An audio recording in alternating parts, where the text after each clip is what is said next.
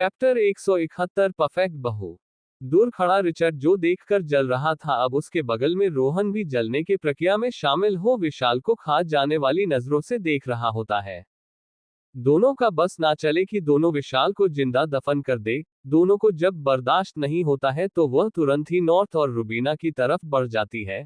विशाल दोनों को देखकर स्माइल करते हुए उनसे हेलो बोलता है, जिसे और करके रिचर्ड और रोहन अपनी वाइफ के कमर में हाथ डालकर खड़े हो जाते हैं। रिचर्ड अपने फेस पर झूठी स्माइल लाकर बिना से बहुत ही प्यार से पूछा, तुम लोग क्या बातें करनी हो? रुबीना रिचर्ड की बात सुनकर बोली, कुछ नहीं, विशाल मॉम की डाइट के बारे में बता रहा था। ये सुनकर रिचर्ड विशाल को घूरकर देखता है। विशाल रिचर्ड की नजरों को देखकर थोड़ा डर जाता है और तुरंत ही एक्सक्यूज करके वहां से चला जाता है। विशाल को जाता देख नॉर्थ हाथ हिलाकर बाय करते हुए बोली, मिस्टर खन्ना, आपसे बात करके बहुत अच्छा लगा। आई होप हम नेक्स्ट एंड जरूर मिलेंगे। ये सुनते ही रोहन भी विशाल को घूरकर देखता है। विशाल के जाते ही नॉर्थ स्माइल करते हुए रुबीना को देखकर बोली, रूबी, मुझे कहीं से जलने की बू आ रही है, शायद नौकरों ने किचन में गैस स्टोव ऑन ही रख दिया है। ये बोलकर नॉर्थ रिचर्ड और रोहन की तरफ देखती है। नॉर्थ की आंखों का इशारा समझकर रुबीना रिचर्ड की तरफ देखते हुए बोली, हाँ मुझे भी ऐसा ही लग रहा है, क्योंकि जलने की बू बहुत तेज आ रही है। ये बोलकर तूने हंसने लगे। रिचर्ड नॉर्थ की बात सुनकर झूठी स्माइल करते हुए भूला, हमें किसी भी आलतू फालतू डॉक्टर से जुड़ने की जरूरत नहीं है। मैं तो बस रुबीना को इसलिए ढूंढ रहा था क्योंकि मुझे कुछ अनाउंसमेंट करनी है और उसके लिए रुबीना का साथ में होना बहुत जरूरी है। ये बात सुनकर नॉर्थ बोली, मैंने ये थोड़ी बोला कि आप जल रहे हो, मैं तो सिर्फ ये बोल रही हूँ कि कहीं से जलने की बू आ रही है। नॉर्थ की बात सुनकर रुबीना हंसने लगी। रुबीना को इस तरह का देखकर रिचर्ड मुंह बनाकर बोला, मुझे अनाउंसमेंट करनी है। ये बोलकर रिचर्ड रुबीना को अपने साथ लेकर चला जाता है।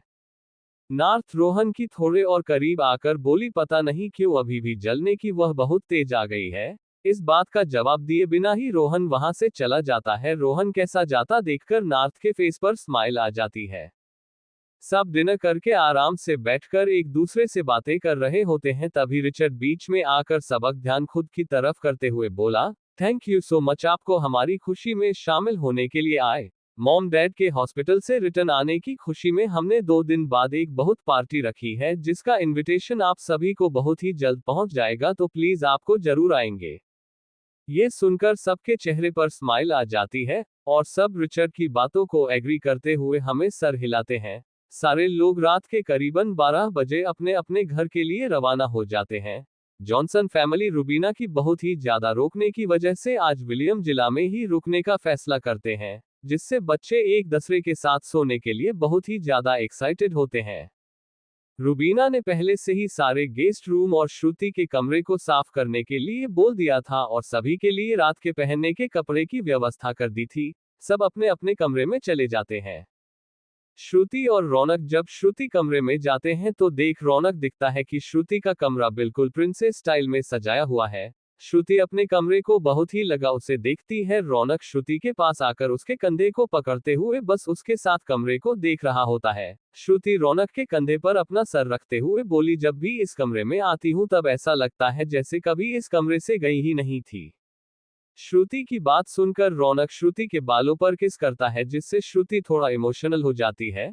श्रुति अपने आंसुओं को कंट्रोल करते हुए बोली, आई एम सॉरी, जब मॉम डैड उस हालत में थे तब मैंने तुम्हें और रुबीना को बहुत गलत बोला और पूरी फैमिली को बहुत परेशान किया। श्रुति दोनों को देखकर बोली, मैं रुबीना की तरह परखत बहुत हो नहीं हूं, पर मैं कोशिश करूंगी कि मैं अब उसे आप लोगों को मेरी वजह से कोई भी टेंशन या फिर एम्बेरसमेंट ना हो। ये सुनकर रौनक श्रुति को देखकर उसके गालों में अपना हाथ रखते हुए बोला, तुम्हें किसी की तरह बनने की कोई जरूरत नहीं है, तुम जैसी हो मुझे और मेरी पूरी फैमिली को वैसी ही बहुत अच्छी लगती हो। तुम हमारे लिए एक परफेक्ट बहू हो और मेरे लिए सबसे प्यारी वाइफ। वैसे तुमने सही कहा, तुम्हारे वजह से टेंशन तो मुझे बहुत हो गई थी। तुम मुझे बस एक प्रॉमिस करो कि आज के बाद तुम अपने आप को बिल्कुल भी नुकसान नहीं पहुंचा, क्योंकि तुम्हें उदास और परेशान देखता हूं तो मुझे बहुत तकलीफ होती है। रौनक इतनी सी बात सुनते ही श्रुति की आंखों के आंसू उसके गालों पर टपक जाते हैं, जिसे देखकर रौनक स्माइल करते हो बहुत ही प्यार से उसके आंसू पूछते हुए उसे गले लगा लेता है। रौनक श्रुति के पिठ को सहलाते हुए बोला, अगर तुम इसी तरह होगी तो मैं गारंटी देता हूँ कि मेरा होने वाला दूसरा बेबी बहुत ही रूतलू होगा, जो अपनी मम्मा की तरह हर वक्त रोता ही रहेगा, और मैं और उसका बड़ा भाई हर वक्त उसे चुप कराने में ही लगे रहेंगे। रौनक की बात सुनकर श्रुति हंसने लगती है। श्रुति का हंसता हुआ चेहरा देखकर रौनक अपने माथे को श्रुति के माथे से लगा लेता है। दोनों की सांसों की गर्माहट एक दूसरे को महसूस होती है। श्रुति आंख बंद करके रौनक के होठों को बहुत ही सॉफ्टली चूमने लगती है। चैप्टर 172 जेलस पापा। दोनों की सांसों की गर्माहट एक दूसरे को महसूस होती है। श्रुति आंख बंद करके रौनक के होठों को बहुत ही सॉफ्टली चूमने लगती है। रौनक भी श्रुति को किस का रिस्पांस देने लगा। दूसरी तरफ नॉर्थ और रोहन का कमरा। रोहन नार्थ को घूर घूर कर देख रहा था। नार्थ बेबी को दूध पिलाकर टहलते हुए उसे सुला रही होती है। थोड़ी देर टहलने के बाद भी सो जाती है तो नॉर्थ बेबी को अच्छे से बेड पर सुलाते हुए रोहन को देखकर बोली, तुम मुझे इस तरह घूर घूर कर क्या देख रहे हो। ये सुनते ही रोहन बैठकर से खड़ा होता है और नार्थ को खींचकर अपने सामने लाते हुए बहुत ही पैशन से नोथ को किस करने लगता है। रोहन नोथ को किस कम उसके होठों को काट जाता रहा, जिससे नोथ को पेनफुल होता है तो नोथ हाथ को बेंड करके अपनी कोहनी से रोहन के पेट में एक जोरदार मारती है, जिससे रोहन नोथ के होंठ को छोड़कर उसे देखने लगता है। अचानक रोहन फिर से नोथ के होठों को जकड़कर किस करने लगता है। रोहन इतनी पैशनेटली किस करता है जैसे जन्मे का प्यासा हो। नोथ भी अपनी आंखें बंद करके शिश शिश शिश शिश शिश शिश शिश शिश रोहन को बहुत ही पैशनेटली किस करने लगती हैं। रोहन भी अपनी आंखें बंद करके के दोनों एक दूसरे को बहुत देर तक किस करते रहते हैं। जब रोहन को लगा कि नोथ अब किस करना बंद कर दिया तो आंखें खोलकर तो नोथ उसे ही गौर से देख रही होती है। रोहन नोथ के होठों को छोड़ देता है। किस करने के फेस से नोथ के होठ फूल के लाल हो जाते हैं। रोहन बहुत की ओर से नॉर्थ को देखता है, जिससे नॉर्थ के फेस पर स्माइल आ जाती है। नॉर्थ रोहन के गले में हाथ डालकर बोली, लगता है कोई बहुत ज्यादा अंदर से जल रहा है। ये सुनकर रोहन नॉर्थ के बाल को पकड़कर उसे अपने पास लाते हुए बोला, तुम सोच भी नहीं सकती इतना अंदर से जल रहा हूँ। वह तो उस आदमी को शुक्र मनाना चाहिए कि उसने मेरी बहन की सास को ठीक किया, वरना उसे मैं जिंदा ही दफन कर देता। ये बोलते वक्त रोहन की आंखों में साफ तरह से नार्थ के लिए जुनून दिख रहा होता है। यह देखकर नार्थ रोहन के गाल को प्यार से सहलाते हुए बोली, और तुम जो रोज दूसरी लड़की से बात करके मुझे जलाते हो उसका क्या। ये बोलकर नॉर्थ रोहन की आंखों में देखती है, जिसमें सिर्फ और सिर्फ नोथ की बात का असर दिख रहा होता है। मौत की बात सुनकर रोहन आश्चर्यचकित होते हुए बोला। ये सुनते ही रोहन नॉर्थ के बाल को छोड़ते हुए रोहन आश्चर्यचकित होते हुए बोला, मेरी लाइफ में तुम्हारे अलावा कोई भी दूसरी लड़की ना ही थी, ना ही है, और ना ही कभी होगी। ये सुनकर नॉर्थ अपनी छाती पर हाथ बंधे हुए बोली, तो तुम कहना चाहते हो कि मैं झूठ बोल रही हूँ। नॉर्थ का एक्सप्रेशन देखकर रोहन को समझ ही नहीं आता है कि वह क्या करे। रोहन तुरंत ही नॉर्थ के कंधे को पकड़ते हुए अपने करीब लाकर बोला, मैं तुम्हारी और अपनी बेटी की सर की कसम खाकर कहता हूँ, मेरी जिंदगी में तुम्हारे अलावा कोई दूसरी लड़की नहीं है।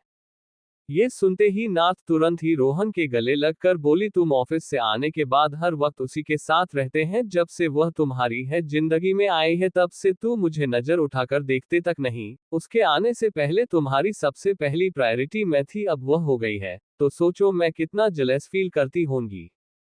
नॉर्थ की पूरी बात सुनने के बाद रोहन के फेस पर एक बड़ी सी स्माइल आ जाती है। रोहन नॉर्थ को देखकर उसके माथे पर हल्का सा मारते हुए बोला, तुम दुनिया की पहली माँ हो जो अपनी बेटी से ही जेलस फील करती रही हो। ये बोलकर रोहन नॉर्थ को कसकर गले लगा लेता है।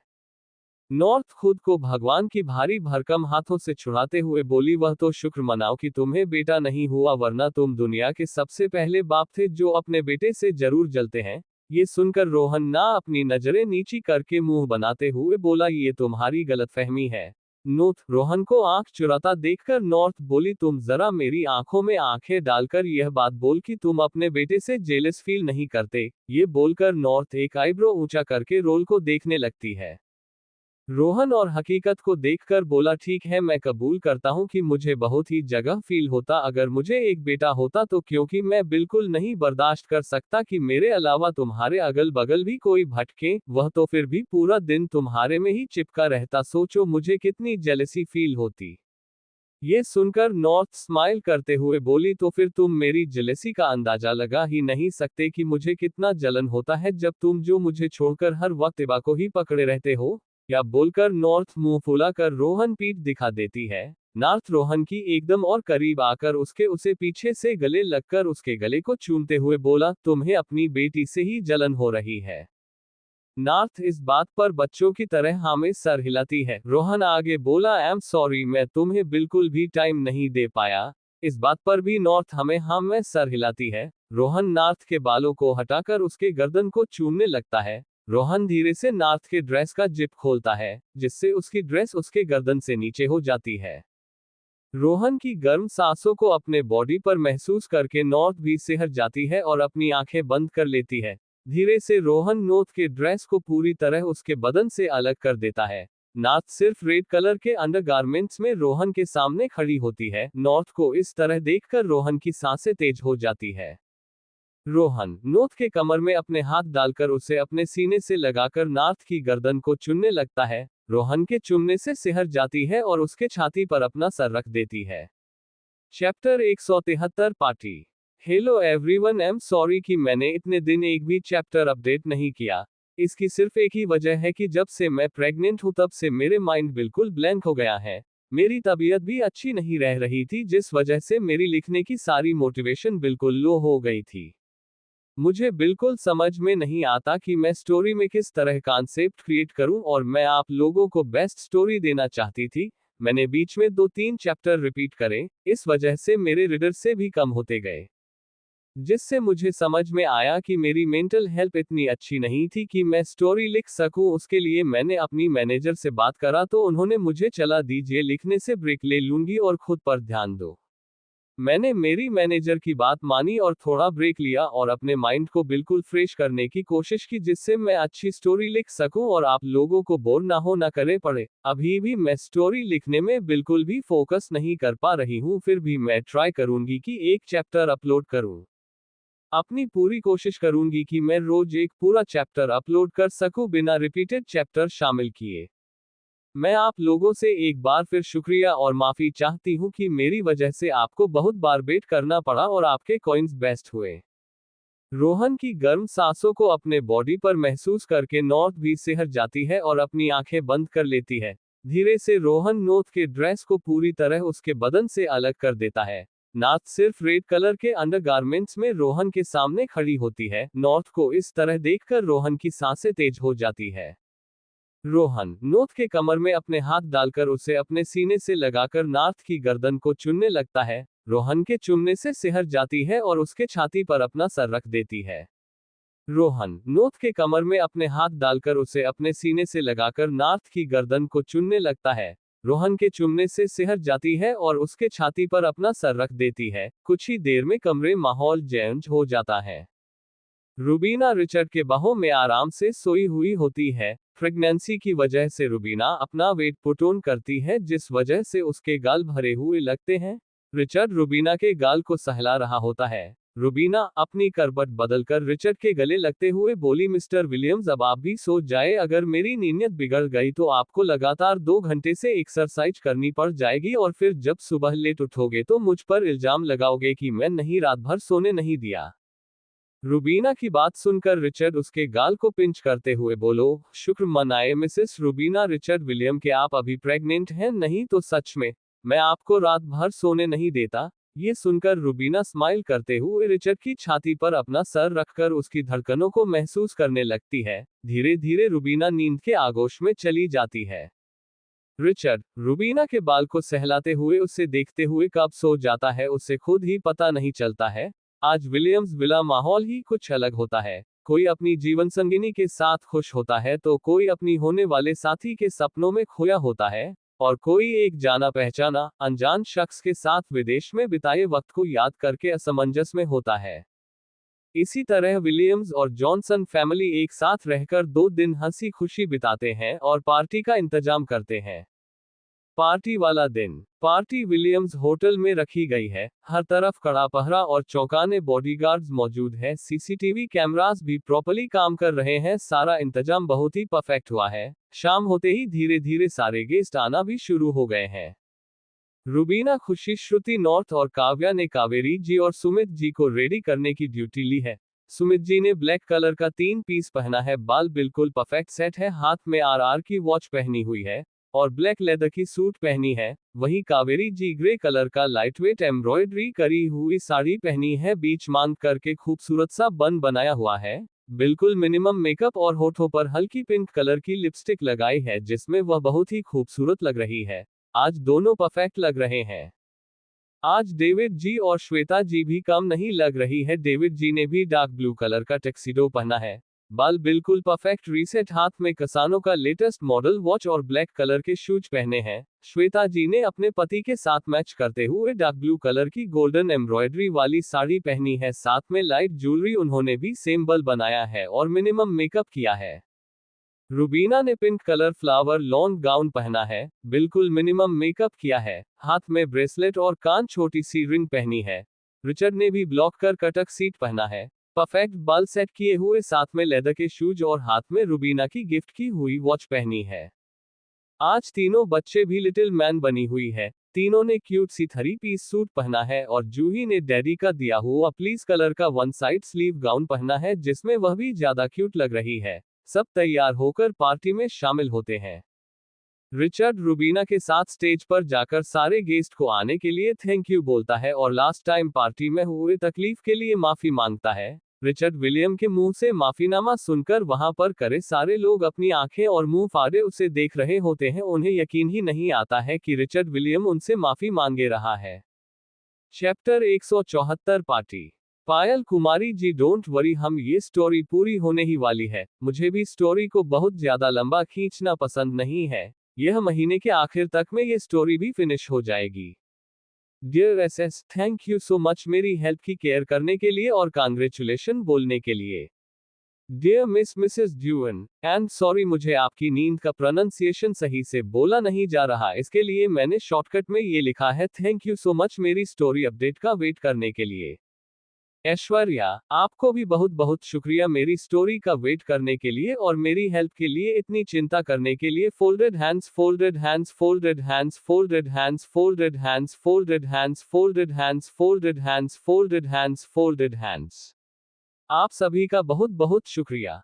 रिचर्ड रुबीना के साथ स्टेज पर जाकर सारे गेस्ट को आने के लिए थैंक यू बोलता है और लास्ट टाइम पार्टी में हुए तकलीफ के लिए माफी मांगता है। रिचर्ड विलियम के मुंह से माफीनामा सुनकर वहां पर करे सारे लोग अपनी आंखें और मुंह फाड़े उसे देख रहे होते हैं। उन्हें यकीन ही नहीं आता है कि रिचर्ड विलियम उनसे माफी मांगे रहा है। सुमित जी और कावेरी जी रिचर्ड को बहुत ही प्यार से देखकर स्माइल कर रहे होते हैं। कावेरी जी सुमित जी के कंधे पर सर रखकर बोली, बहुत सालों बाद मैंने अपनी बेटे को इस तरह मुस्कुराते हुए देखा है। ये सब सिर्फ और सिर्फ रुबीना और बच्चों की वजह से। उनके आने के बाद घर में अलग रौनक लगी रहती है। बगल में बैठे डेविड और श्वेता जी, सुमित जी और कावेरी जी की बात सुनकर प्राउडली एक दूसरे को देखते हैं। तभी अचानक पूरे पार्टी हॉल की लाइट बंद हो जाती है। डर के मारे कावेरी जी सुमित जी का हाथ कस के पकड़ लेती है। कावेरी जी का डर शांत करने के लिए सुमित जी कावेरी जी का हाथ थपथपाते हैं। तभी एक सफेद रोशनी चालू होती है। सारे लोगों से रोशनी की तरफ देखते हैं तो उनके फेस पर स्माइल आ जाती है, क्योंकि एरिक, केविन और जस्टिन बहुत ही आराम से केक की ट्रॉली को लेकर आ गए होते हैं और रूही अपने से बड़ा गुलाब का बुके लेकर धीरे धीरे आ गई होती है। चारों कावेरी जी के पास आकर एक साथ बुके देते हुए बोले, वेलकम होम ग्रैंडमा। कावेरी जी खुशी के मारे चारों को एक साथ गले लगा लेती है। तभी सुमित जी बच्चों की तरह मुंह बनाकर शिकायत करते हुए बोले, मैं भी 1 महीना के बाद हॉस्पिटल से वापस आया हूं, अकेली तुम्हारी ग्रैंडमा ही नहीं एडमिट थी। सुमित जी की शिकायत सुनकर वहां पर बैठे सारे लोग खिलखिलाकर हंस पड़ते हैं। ये सुनकर केविन तुरंत ही कावेरी जी से बुक के लेकर सुमित जी को देते हुए बोला, वेलकम होम ग्रैंडपा। भूखे पाकर सुमित जी बच्चों की तरफ खुश होकर केविन को गले लगा देते हैं। कावेरी जी सुमित जी की बच्चों वाली हरकत देखकर हंसने लगती है। सुमित जी और कावेरी जी मिलकर केक कट करते हैं। उसके बाद सब अपने पार्टनर के साथ डांस फ्लोर ज्वाइन करते हैं।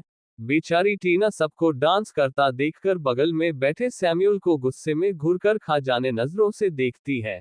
सैम्यूल टीना को देखकर स्माइल करते हुए उसका हाथ पकड़ता है तो टीना गुस्से में उसका हाथ झटक देती है। टीना खराब मूड देखकर सैम्यूल 2 मिनट के लिए चौंक जाता है। टीना सैम्यूल का हाथ झटकने के बाद वहां पर से उठकर रुबीना के बगल में जाकर बैठ जाती है। चारों प्रेग्नेंट लेडीज एक लाइन में बैठी होती है। शालिनी 6 मंथ प्रेग्नेंट, रुबीना और श्रुति 4 मंथ प्रेग्नेंट और टीना 2 मंथ प्रेग्नेंट। शालिनी और रुबीना थोड़ा सा डांस करने के बाद थककर सीट पर आकर बैठ गई थी और श्रुति को अनकंफर्टेबल फील हो रहा था तो डांस करने के लिए नहीं गई। टीना का खुल मुंह देखकर रुबीना उसके कंधे पर हाथ रखकर पूछी क्या हुआ। बस इतना सुनते ही टीना इमोशनल होकर अपनी आप बीती बताए लगती है, जिसे सुनकर शालिनी की हंसी कंट्रोल नहीं होती है तो वह खिलखिलाकर हंस देती है। शालिनी को हंसता देखकर टीना उसे घूरकर देखती है, जिससे सारे ने अपने मुंह पर हाथ रखकर अपनी खुशी कंट्रोल करते हुए सिर्फ हाँ में मुंडी हिलाती है। रुबीना अपनी हंसी कंट्रोल करते हुए शालिनी के कंधे पर हल्के किस्से मारते हुए बोली, बैड मैनर्स, इस तरह किसी की आप बीती पर हंसना नहीं चाहिए। ये बोलते हुए रुबीना की हंसी छूट जाती है। टीना रुबीना और शालिनी को हंसता देखकर अपना मुंह फुलाकर बोली, हंस लो, तुम दोनों सब कुछ करने मिलता है, इसलिए मेरी तकलीफ पर तुमने मुझको हंसी आ रही है। ये सुनकर रुबीना उसका कंधा सहलाते हुए उसके कान में कुछ कहती है, जिसे सुनकर टीना की आंखें बड़ी करके रुबीना को देखी, जैसे पूछ रही हो सच में ये कर दूं। रुबीना टीना देखकर हाँ में सर हिलाती है। ये देखकर टीना खुशकर ताली बजाती हुए बोली, अब आएगा सीधी लाइन थे, 2 महीने से जिना हराम कर रखा था। पार्टी में सारे दोस्त अपने ग्लास पर ग्लास खत्म कर रहे होते हैं। सबके पास आज पीने की अपनी अलग अलग वजह होती है। खुशी सुमित जी के पास बैठकर एक टक बस रघु को ही देख रही होती है। रघु सबके साथ बैठकर हंस हंस कर बातें कर रहा होता है। रघु की स्माइल में खुशी को जाने नहीं देता है कि वह कहां पर बैठी है, बस एक टक रघु को ही देखती रहती है। दूसरी तरफ विलियम स होटल के छत पर। छत को बहुत ही रोमांटिक तरह से सजाया होता है। दिल की शेप में रेड बलून्स, ताजे ताजे रेड गुलाब से पूरा छत डेकोरेट करा होता है, जिससे रोमांटिक वाइब्स आ रही होती हैं। विशाल नर्वस होकर छत पर इधर उधर टहल रहा होता है। इतने में ही वेदा आकर बोला, सर आप जिसका वेट कर रहे थे वह अभी आ गई है, क्या मैं उन्हें अंदर भेज दूं? वेटर की बात सुनकर विशाल तुरंत ही हाँ में जवाब देता है। जब वेटर जाने लगता है तभी उसे विशाल रोककर बोला, उसे अंदर लाने से पहले ये काली पट्टी उसके आंख पर जरूर बांधना। जी सर बोलकर वेटर विशाल के हाथ से काली पट्टी लेता है और मारिया को लेने चला जाता है। Chapter 175 proposal accepted. वेटर की बात सुनकर विशाल तुरंत ही हाँ में जवाब देता है। जब वेटर जाने लगता है तभी उसे विशाल रोककर बोला, उसे अंदर लाने से पहले ये काली पट्टी उसके आंख पर जरूर बांधना। जी सर बोलकर वेटर विशाल के हाथ से काली पट्टी लेता है और मारिया को लेने चला जाता है। दरवाजे के बाहर मारिया खड़ी होकर वेटर के आने का इंतजार करती है। जब वेटर बाहर आया तब मारिया उसे देखकर हल्का हल्का गुस्सा दिखाते हुए बोली, मिस्टर आपने मुझे यहाँ पर लाकर क्यों खड़ा कर दिया है और मिस्टर विशाल खन्ना कहाँ है?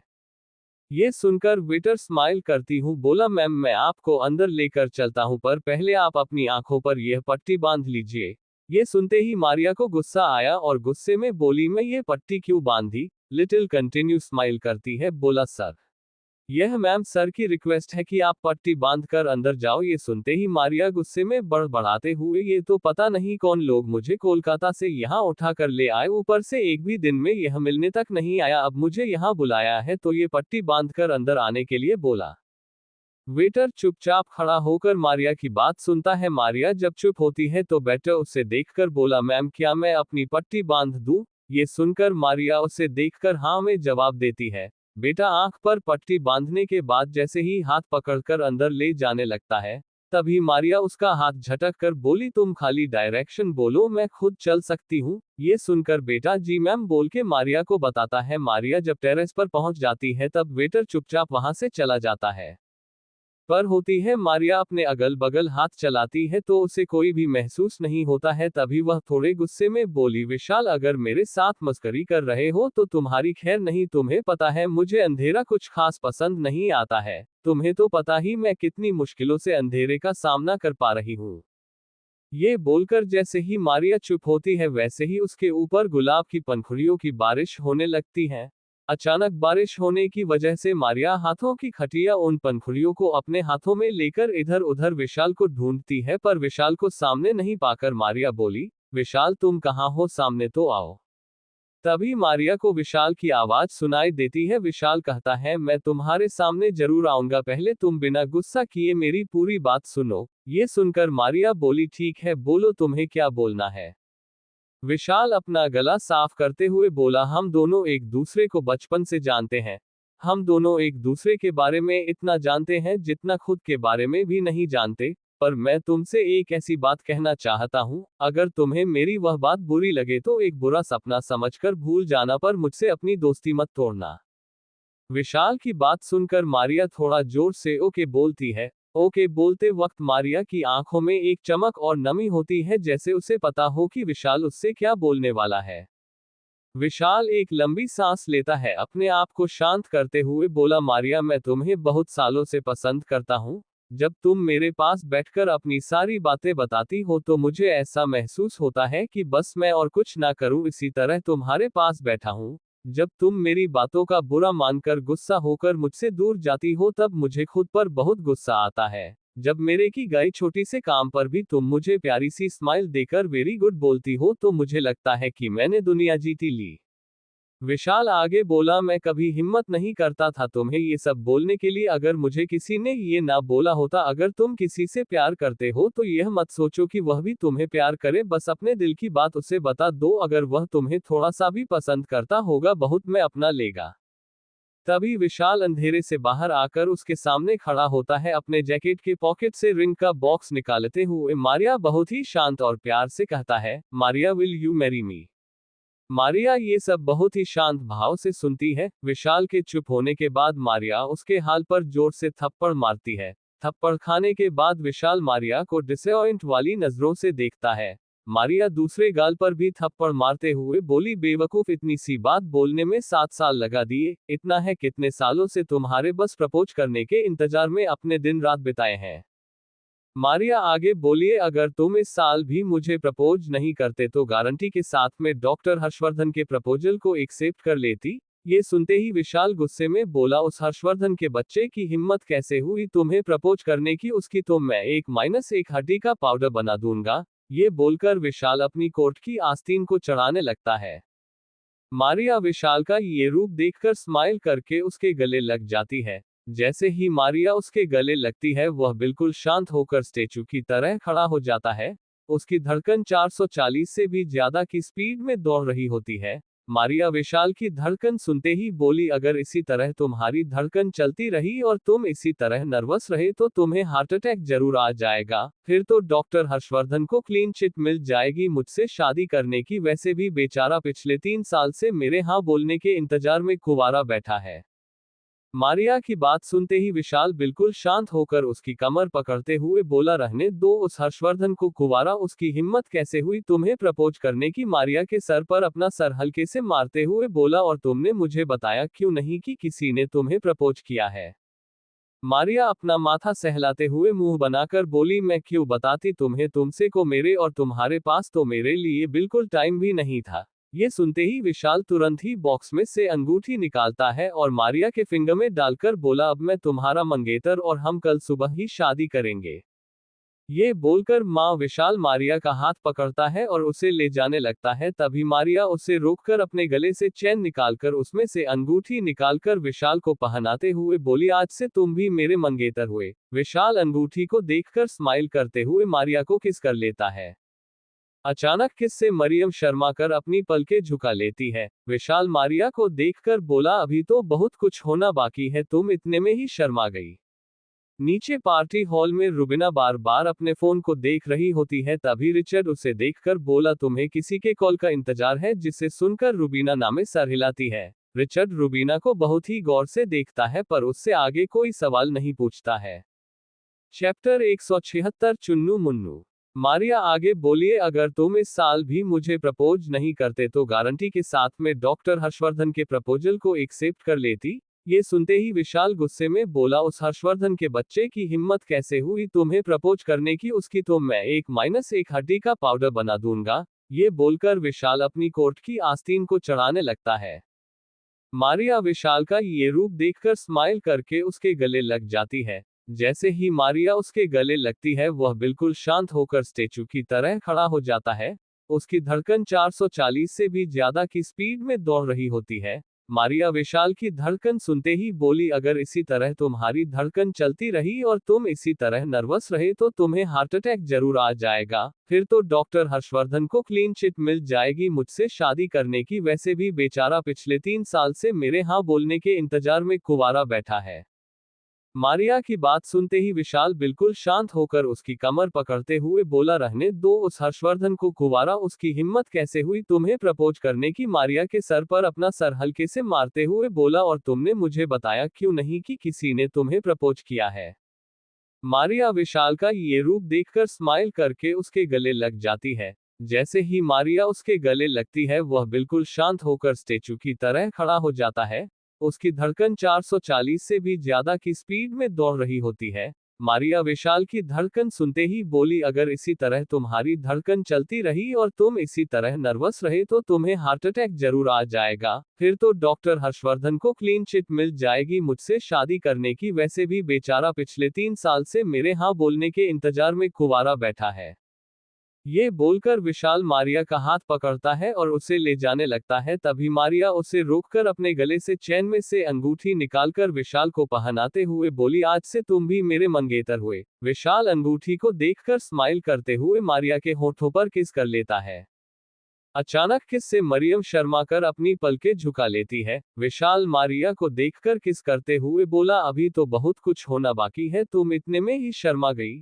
लगता है मुझे बहुत मेहनत करनी पड़ेगा तुम्हें रोमांस सिखाने के लिए, वरना जल्दी जल्दी मेरे चुन्नू मुन्नू कैसे आएंगे। अब आगे। ये सुनकर मारिया आंखें फाड़कर विशाल को देखती है, धीरे से बोली, बेशर्म कहीं का। नीचे पार्टी हॉल में रुबीना बार बार अपने फोन को देख रही होती है। तभी रिचर्ड उसे देखकर बोला, तुम्हें किसी के कॉल का इंतजार है। जिसे सुनकर रुबीना नामे सर हिलाती है। रिचर्ड रुबीना को बहुत ही गौर से देखता है पर उससे आगे कोई सवाल नहीं पूछता है, पर रिचर्ड का सारा ध्यान सिर्फ और सिर्फ रुबीना पर ही था। टीना रुबीना की बात मानकर सैम्यूल को इग्नोर करके पार्टी का पूरा मजा उठा रही थी, जिससे सैम्यूल चिढ़ के टीना को रोकने की कोशिश करता है। जब टीना नहीं मानती हो तो सैम्यूल चुपचाप बैठ जाता है। छत पर विशाल और मारिया एक दूसरे को गले लगा हुए अपने खास पल में खोते थे। विशाल को कुछ याद आता है तो हमारी आंखों देखकर बोला, चलो मैं तुम्हें उस इंसान समझा था, उससे मिलने की इच्छा कब से तुम्हारे दिल में थी। यह सुनकर मारिया के इसमें बड़ी सी स्माइल आ जाती है। विशाल मारिया को नीचे पार्टी में लेकर आता है। रुबीना की नजर जो कब से किसी को ढूंढ रही थी, विशाल और मारिया को आता देखकर उसके फेस पर बड़ी सी स्माइल आ जाती है। रवीना तुरंत ही अपनी सीट पर से होती है और दोनों को वेलकम करती है, जिसे देखकर रिचर्ड जेलेस होकर विशाल को घूर घूर के देखता है। विशाल के साथ मारिया को देखकर नॉर्थ भी एक्साइटेड होकर अपनी बेटी के साथ उसके पास आ जाती है। विशाल नॉर्थ रुबीना को देखकर स्माइल करते हुए अपनी मारिया की उंगली दिखाता है। दोनों की उंगली में अंगूठी देखकर दोनों बहुत ज्यादा खुश हो जाते हैं। रिचर्ड और रोहन को दोनों की खुशी बिल्कुल भी बर्दाश्त नहीं होती है। दोनों विशाल को अपनी आंखें छोटी करके घूर घूर कर देख रहे होते हैं। विशाल किसी की गुस्सैल नजर खुद पर महसूस करके जैसे ही अपनी गर्दन उस तरफ मोड़ता है, रोहन और रिचर्ड की नजरों को देखकर झूठी स्माइल करते हुए रुबीना को देखकर बोला, मिसेस विलियम्स और मिसेज जॉनसन, आप दोनों मुझसे थोड़ा दूरी बनाकर खड़े रहिए, वरना मेरी मंगेतर मेरी वाइफ होने से पहले ही विडो हो जाएगी। ये सुनकर रवीना और नॉर्थ रिचर्ड और रोहन को देखकर हंसने लगती है। रुबीना मारिया और विशाल को देखकर बोली, चलो ये खुशखबरी सबको देते हैं। ये बोलकर रुबीना दोनों के टेबल के पास जाती है। टेबल के पास जाकर रुबीना सबको देखकर इंटरव्यूज करवाते हुए बोली, हेलो एवरीवन, मैं हुई जिससे मिलने वाली हूँ। वैसे तो हमारी कोई नहीं लगते, पर उन्होंने जो एहसान किया है वह हम कहीं भूल नहीं सकते। या बोलकर रुबीना विशाल और मारिया आगे करते हुए बोली, ये डॉक्टर मारिया, डॉक्टर विशाल की अभी अभी बनी हुई मंगेतर। अभी अभी सुनकर सब विशाल और मारिया को देखने लगते हैं। सबकी नजरों देखकर नोथ रुबीना से बोली, लेट मी एक्सप्लेन। रुबीना नोथ को देखकर ओके बोलते हुए सीट पर बैठ गई। नॉर्थ कुर्सी पर से खड़ी होकर माइकल को गैस को पकड़ते हुए गला साफ करते हुए बोली, मिस्टर विशाल मिस मारिया से बहुत सालों से एक तरफा प्यार करते थे, फिर उन्होंने पता नहीं क्या हुआ अचानक मिस्टर विशाल मिस मारिया को प्रपोज करने का सोचा, पर उनको कोई आइडिया नहीं आ रहा था कि वह किस तरह प्रपोज करें। इसलिए मिस्टर विशाल ने रुबीना से सजेशन मांगा। अनफॉर्चुनेटली वह मैंने भी सुन ले, फिर मैंने और रुबीना ने विश्व विशाल को सजेशन दिया। नॉर्थ आगे बोली, हमारा सजेशन मानकर मिस्टर विशाल ने आज मिस मारिया को प्रपोज किया, और देखो मिस्टर विशाल की कितनी अच्छी किस्मत है। मिस मारिया भी उन्हें उतने ही सालों से पसंद करती थी जितने सालों से वह उन्हें करते थे। नॉर्थ का सारा एक्सप्लेनेशन सुनने के बाद सब लोग वाइन क्लास उठाकर मिस्टर विशाल को कांग्रेचुलेशन बोलते हैं। चैप्टर 177 विशाल की स्टोरी। नॉर्थ का सारा एक्सप्लेनेशन सुनने के बाद सब लोग वाइन क्लास उठाकर मिस्टर विशाल को कांग्रेचुलेशन बोलते हैं। विशाल स्माइल करते हुए मारिया का हाथ कसके पकड़ते हुए सबको थैंक यू बोलता है। विशाल मारिया को देखकर बोला, तुम हमेशा से जानना था कि मैं जिसकी तलाश कर रहा हूं वह लेडी कौन है। ये सुनकर मारिया स्माइल करते हुए विशाल की तरफ देखकर सर हिलाकर हाँ में जवाब देती है। विशाल कावेरी विलियम्स की तरफ इशारा करके बोला, यही वह लड़ी जिसे मैं पिछले कई सालों से ढूंढा रहा था। ये सुनकर मारिया मिसेस विलियम्स के पास जाकर घुटने पर बैठते हुए बोली, आपका बहुत बहुत शुक्रिया, अगर आप नहीं होते तो शायद हम अभी इस मुकाम पर नहीं होते। ये सुनकर कावेरी जी बोली, आई एम सॉरी बेटा, पर मुझे याद नहीं कि मैंने आपके लिए ऐसा कुछ किया, पर मुझे ऐसा लगता है कि मुझे डॉक्टर विशाल का शुक्रगुजार होना चाहिए कि उन्होंने मेरा ऑपरेशन किया और मेरी लाइफ बचाया और मेरी फैमिली मेंबर्स के साथ जिंदगी गुजारने का एक और मौका दिया। ये सुनकर विशाल कावेरी जी के पास आकर अपने पंजों के बल बैठते हुए बोला, अगर आपको कुछ हो जाता तो सच में मैं अपने आप को कभी माफ नहीं कर पाता, क्योंकि अगर मैं अभी डॉक्टर का कोट पहन रहा हूं वह सिर्फ और सिर्फ आपकी वजह से ही, वरना हम जैसे अनाथ पर कोई भी भरोसा नहीं करना चाहता था। अगर उस दिन आप मेरी हेल्प नहीं करती तो मैं कभी भी अपनी स्कॉलरशिप हासिल करने के लिए विदेश नहीं जा पाता। विशाल के मुंह से स्कॉलरशिप सुनकर श्रुति को वह दिन याद आ गया जिस दिन उसकी मां ने किसी लड़के को बिना सोचे समझे अपने साल भर की जमा पूंजी 1 सेकंड में दे दी। ये याद आते ही श्रुति विशाल को देखकर बोली, मतलब उस दिन तुम सच बोल रहे थे। ये सुनकर विशाल स्माइल करते हुए बोला, जी मिसेस जॉनसन, मैं उस दिन सच में सच बोल रहा था, और शायद आपको मेरे सच पर आपको भरोसा नहीं हुआ। ये सुनकर श्रुति बोली, देखो उस वक्त मेरा तुम पर बिलीव ना करना भी बिल्कुल जायज था, क्योंकि इस तरह की बातें करके बहुत सारे लोग दूसरे लोगों के साथ फ्रॉड भी करते हैं। और फिर हमने तुम्हें कभी देखा नहीं था, हम तुम्हें जानते तक नहीं थे, तो किस तरह तुम्हारे बात पर बिलीव कर लेते। फिर भी उस टाइम मैंने जो तुमसे रुडली बिहेव किया उसके लिए आई एम सॉरी। विशाल श्रुति की मुंह से सॉरी सुनकर स्माइल करके बोला, मुझे पता है कि अगर उस वक्त कोई भी होता तो मेरी बातों पर विश्वास नहीं करता, पर आपकी मॉम ने मुझ पर विश्वास किया और अपनी जमा पूंजी बिना सोचे समझे मेरे हाथों में रख दी। अगर आपकी मॉम मुझे विश्वास नहीं दिखाती तो शायद मैं अभी कोई छोटी मोटी कंपनी में काम कर रहा होता। विशाल और श्रुति की बात सुनकर वहां पर बैठे सारे लोग कंफ्यूज कर उन्हें देखते हैं। तभी रिचर्ड चिढ़कर पूछा, श्रुति तुम हमें अब सारी बात बताओ, क्योंकि तुम दोनों की अधूरी अधूरी बातें सुनकर मुझे बिल्कुल अच्छा नहीं लग रहा। रिचर्ड की बात सुनकर श्रुति स्माइल करके बोली, भाई जब मैं 10th में थी तब मैं रोज की तरह मोम के कैफे में उनकी हेल्प करने के लिए जाती थी। मुझे एग्जिट दिन तो याद नहीं, पर एक दिन विशाल हमारे कैफे के सबसे लास्ट सीट पर सर झुकाए पूरा दिन बैठा रहा। मैंने तो नोटिस नहीं किया, पर मम्मी ने नोटिस कर लिया था। मम्मी ने नोटिस किया कि एक लड़का पूरे दिन से उनके कैफे में अपना सर नीचे करके पूरे दिन बैठा रहा। जब हम रात को कैफे बंद करने लगे तब मम्मा उनके पास गई और पूछा कि तुम पूरे दिन से हमारे कैफे में बैठे रहे। जब मम्मी को कोई जवाब नहीं मिला तो वह उसके कंधे पर हाथ रखा। मम्मी ने जैसे ही हाथ रखा वसे चिल्लाते हुए एम्बुलेंस को कॉल करने के लिए बोला। ये सुनकर मम्मी के पास गई तो देख कि ये टेबल पर बेहोश पड़ा है।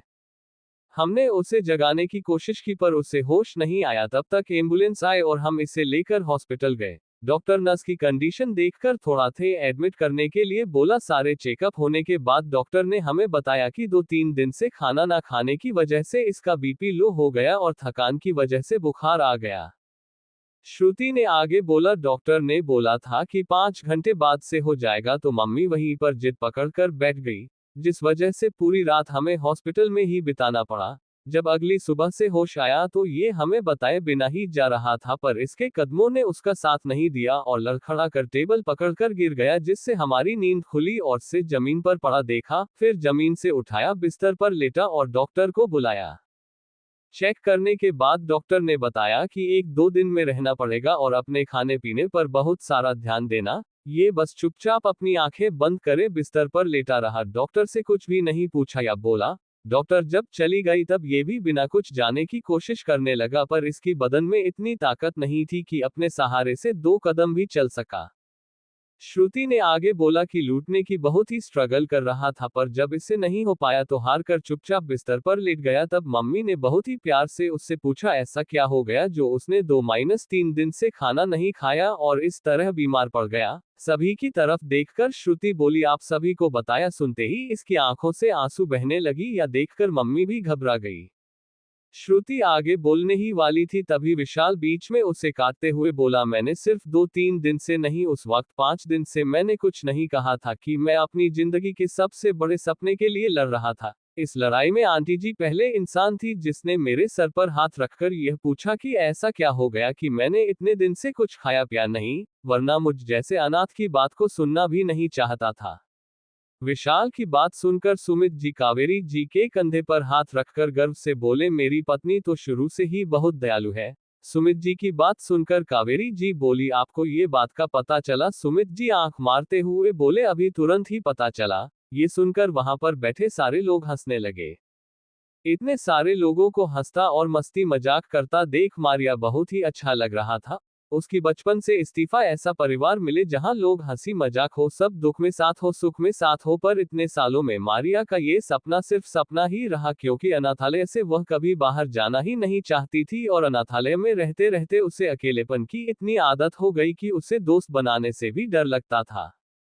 सब लोगों को ट्रैक से हटता देखकर नॉर्थ के बल पर हाथ जोर से मारकर विशाल को देखकर बोली तो तुमने 5 दिन से खाना पीना क्यों नहीं खाया था? नॉर्थ की बात सुनकर विशाल बोला क्योंकि मुझे बस 1 महीने में 5 लाख जमा करनी थे। ये सुनकर नॉर्थ को विशाल की स्टोरी सुनकर और उत्सुकता जागी तो उसने आगे पूछा क्यों तुम्हें 5 लाख जमा करने थे?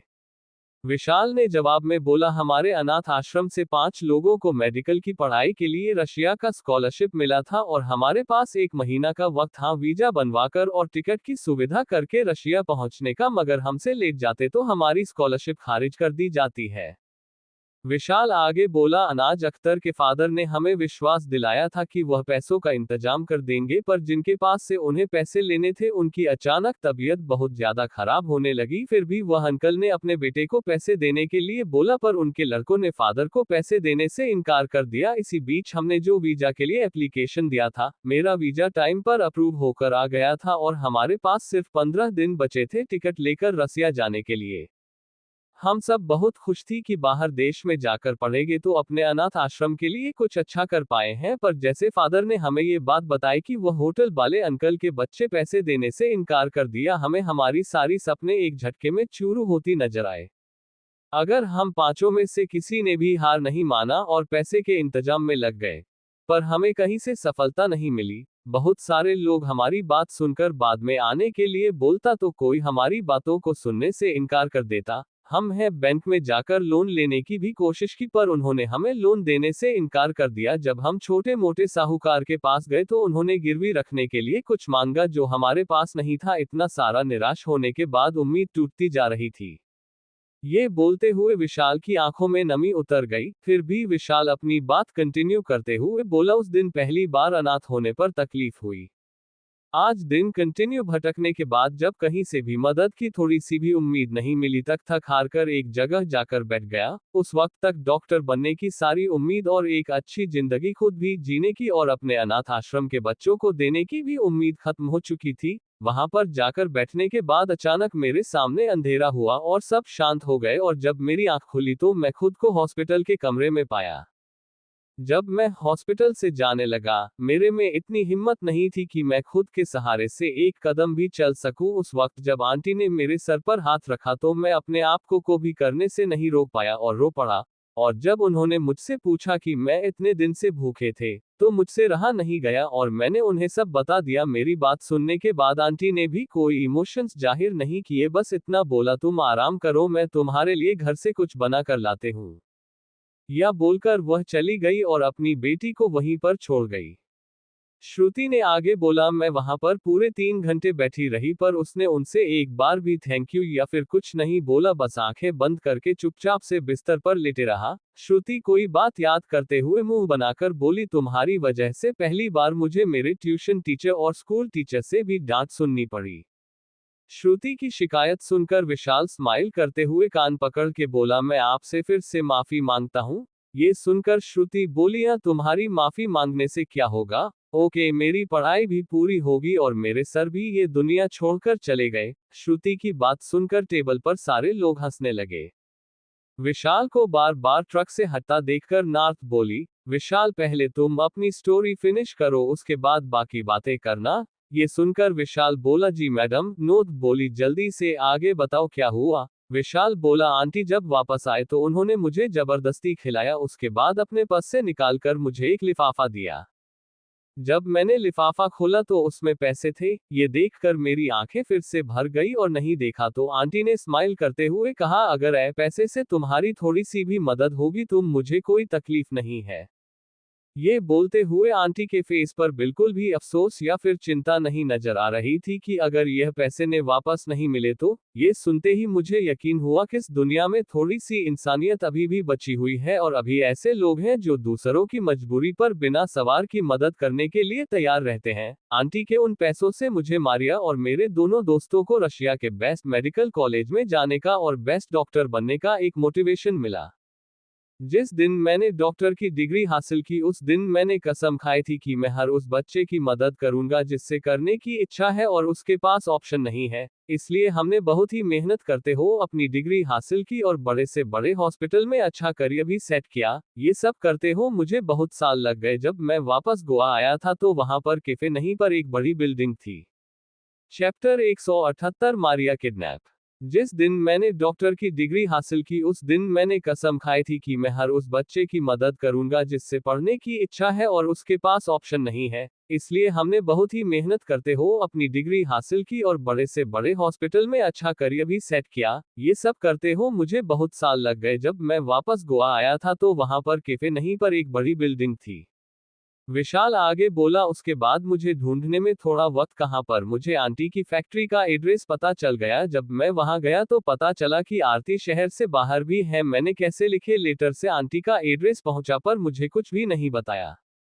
फिर मैंने डिटेक्टिव को आंटी की डिटेल्स और बाकी सब बताया और आंटी किस शहर में रह गई है पता करने के लिए बोला पर मुझे उनका के बारे में कुछ पता ही नहीं चल पा रहा था। तभी हॉस्पिटल की तरफ से मुझे एक वर्ल्ड टूर का पैकेज मिला, विदेश घूमकर उस देश में होने वाले डॉक्टर सेमिनार अटेंड करूं। विशाल रिचर्ड को देखते हुए बोला, पर अचानक एक दिन मुझे किडनैप करके यहाँ ले आओ और मेरी किस्मत तो देखो कितनी अच्छी थी कि जिससे मैं इतने वक्त से ढूंढ रहा था वह मेरे सामने आ गई।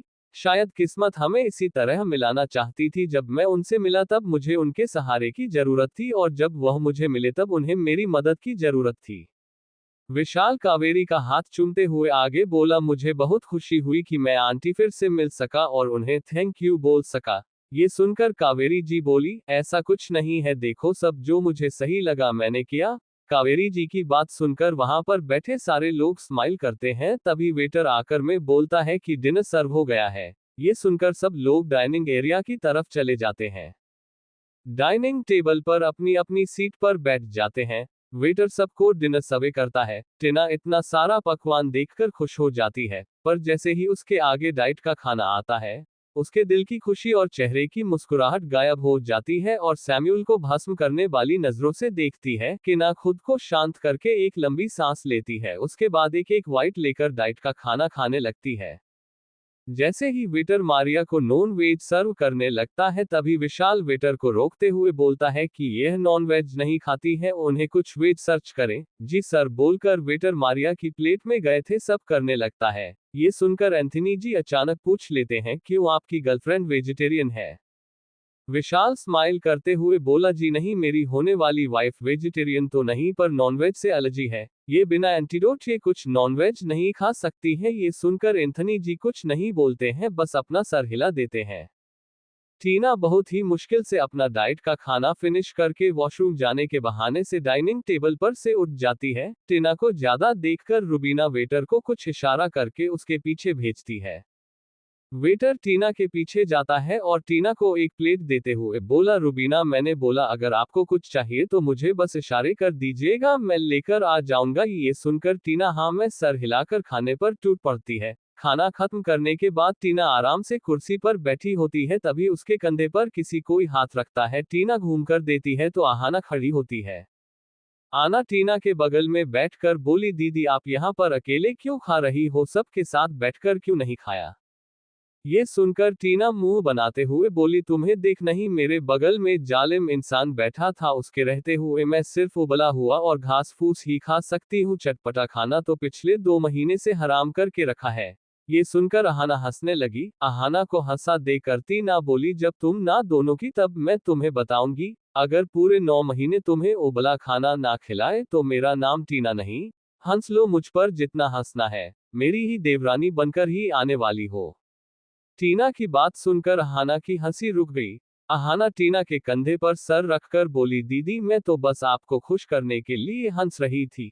ये सुनकर टीना बोली, ज्यादा बटर लगाने की जरूरत नहीं है, शादी के बाद तुम घर तो फिर मैं तुम्हें बताता हूँ। यह बोलकर टीना माँ से उठकर चली गई। आना रोती सूरत बनाकर टीना को जाता वह दिखने लगी। डिनर फिनिश होने के बाद पार्टी में आए सारे लोग धीरे धीरे जाने लगे थे। अरे सुमित जी ने अपने फ्रेंड्स और बाकी फैमिली मेंबर्स को रोक कर रखा। सबको रोकने की वजह से सिद्धार्थ जी सुमित जी को देखकर बोले, लगता है तूने इरादा चेंज कर लिया है क्या, तू हम सबको अपने वाइन कलेक्शन से वाइन पिलाने वाला है।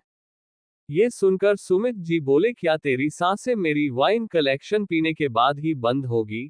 सिद्धार्थ जी जवाब में, बिल्कुल इसके लिए तभी तक अटकी हुई है वरना कब से निपट जाती। सिद्धार्थ जी का जवाब सुनकर सुमित जी मुंह बनाते हैं और वेटर पर इशारा करते हैं। वेटर तुरंत ही सीधा सुमित जी की बात समझकर जी सर बोलकर चला जाता है। थोड़ी देर ट्रॉली लेकर आता है जिसमें सुमित जी के वाइन कलेक्शन में से निकली हुई कुछ वाइन की बोतल थी, जिसे देखकर सिद्धार्थ जी खुश होते हुए बोलते हैं, लगता है आज तेरा दिल बड़ा हो गया है। सिद्धार्थ जी की बात सुनकर सुमित जी बोले, ज्यादा खुश होने की जरूरत नहीं है, अगर कावेरी नहीं बोलती तो मैं तुझे कभी भी मेरी कलेक्शन पर हाथ क्या आप उठाने भी नहीं देता।